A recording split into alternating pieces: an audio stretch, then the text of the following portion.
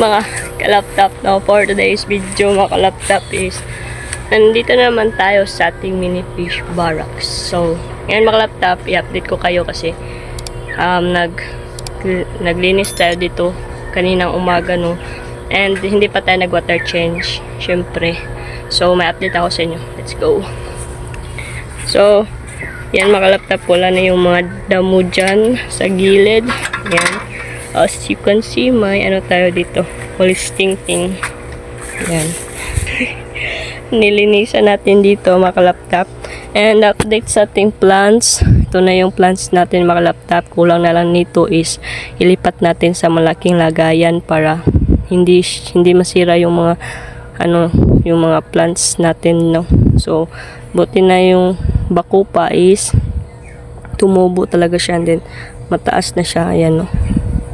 Yan. So yun yung update dito. Malinis na siya. And hindi pa ako nag-water change dyan.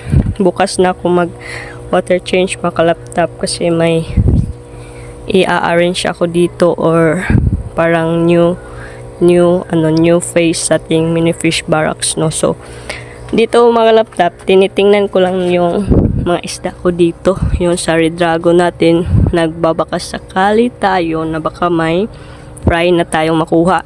So hindi tayo nabigo mga ka-laptop kasi may harvest tayo na 15 pieces na mga bagong silang na mga red dragon fry natin. So ayun, kinuha ko na sila mga ka-laptop and inilagay sa ating mga tubs. So ipakita ko sa inyo yung mga tubs. So may pusa tayo dyan. Yan yung pusa natin. And ito yung fry ng red dragon natin, bagong harvest natin, no?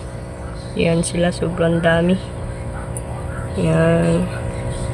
So yung ginamit natin na tubig dyan is tap water galing sa ating mga goldfish. Ayan yung mga goldfish natin.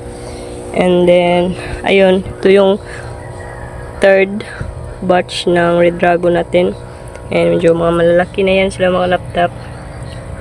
Kasi yung pinakain natin sa kanila is yung BBS. And yung mga tuxedo natin dyan. And ito yung red dragon natin.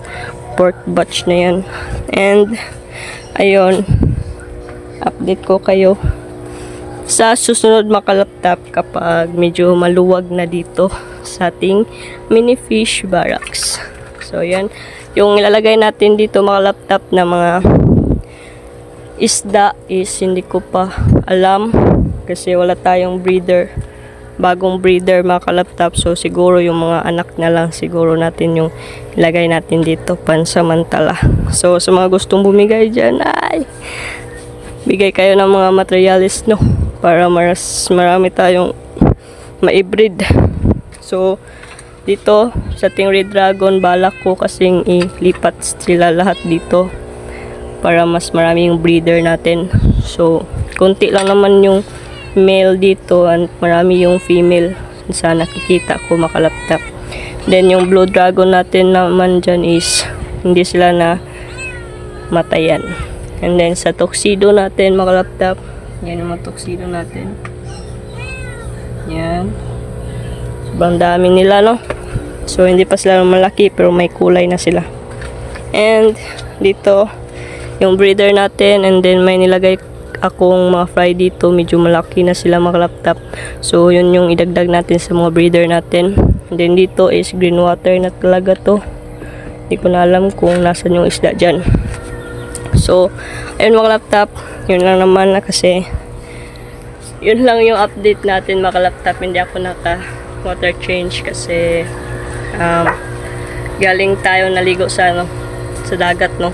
And then yung nakaya na natin linisan is yung mga kunin lang yung mga damo at saka nag-harvest ng bagong fry ng red dragon natin. So ayun lang siguro mga laptop, sobrang dali lang ng vlog na to. So yun lang, salamat sa panonood, and don't forget to like, share, comment, and subscribe to my channel, and click the tiny bell para like updated sa susunod nating upload. So yun lang mga laptop, see you on the next vlog. Peace out.